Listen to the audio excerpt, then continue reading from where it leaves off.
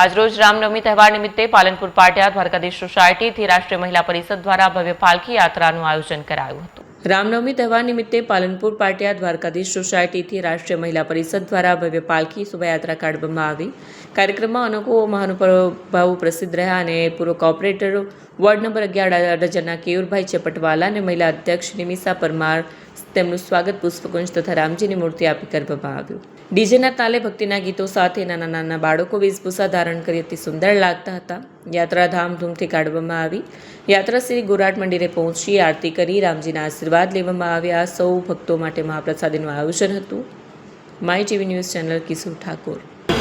Keyurbhai Chaptawala, corporator ward number 11 Adajan Gorat. આજ રોજ અહીં દ્વારકાધીશ સોસાયટી ગણેશ મંદિરની પાછળ પાલનપુર પાટિયા ત્યાંથી શોભાયાત્રાનું આયોજન કરવામાં આવ્યું છે। ત્યાં ઉપસ્થિત રહ્યો છું। ભગવાન શ્રી રામ એ ભારતના આરાધ્ય દેવ છે। ભગવાન શ્રી રામ એ ભારતનો પ્રાણ છે। એવા રામલલાના જન્મદિવસ નિમિત્તે આજે ભવ્ય શોભાયાત્રાનું આયોજન કરવામાં આવ્યું છે। આ શોભાયાત્રાને શ્રી ગોરાટ હનુમાન મંદિર સુધી લઈ જવામાં આવશે। મને કહેતા આનંદ થાય છે કે ભગવાન શ્રી રામ જે ભારતની ઓળખ સમાન છે તેવા ભગવાન શ્રી રામનું ભવ્ય રામ મંદિર અયોધ્યા ખાતે નિર્માણ થયું છે। એ આપણી સાંસ્કૃતિક ચિત્રનું કેન્દ્ર છે। એ આપણી સાંસ્કૃતિક ધરોહરનું કેન્દ્ર છે। એવા અયોધ્યા રામ મંદિર ખાતે રામલલાનો પણ આજે ભવ્ય રામનવમી નિમિત્તે ભવ્ય કાર્યક્રમ યોજવામાં આવ્યા છે। ત્યારે આજ રોજ અહીં ખૂબ મોટી સંખ્યામાં સ્થાનિક રહેવાસીઓ અને ભાવિક ભક્તજનો રામ ભક્ત ભાવિક ભક્તજનો પણ અહીં જોડાયા છે।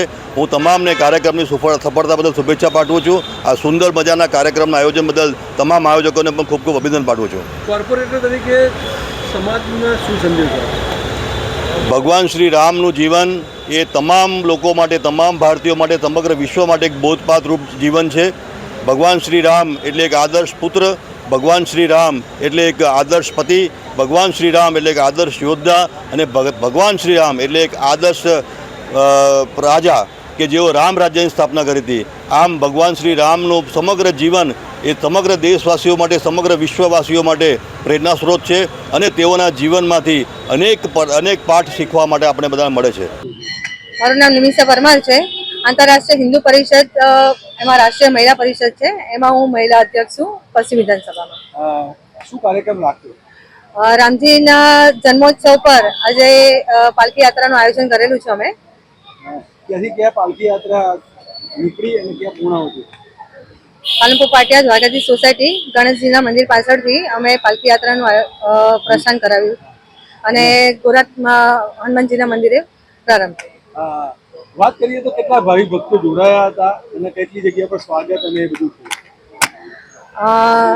250 થી 300 થી 250 સુધીના વ્યક્તિઓ આમાં જોડાયા હતા, ભાવિ ભક્તિઓ। અને સ્વાગત કેટલી જગ્યા પર? સ્વાગત અમારું સોના હોટલની પાસે, તારવાડી પાસે અને વિજય સેલ્સની સામે યમુના ડેરી છે, ત્યાં અમે લોકોનું સ્વાગત કર્યું હતું। વાત કરીએ તો આનો ઉદ્દેશ શું? એનો ઉદ્દેશ એટલો જ છે કે આપણી જે ધાર્મિક સંસ્કૃતિ છે અને એને જાળવી રાખવા માટે અમે લોકોએ આયોજન કર્યું હતું। કોણ કોણ ઉપસ્થિત રહ્યું હતું મહાનુભાવો?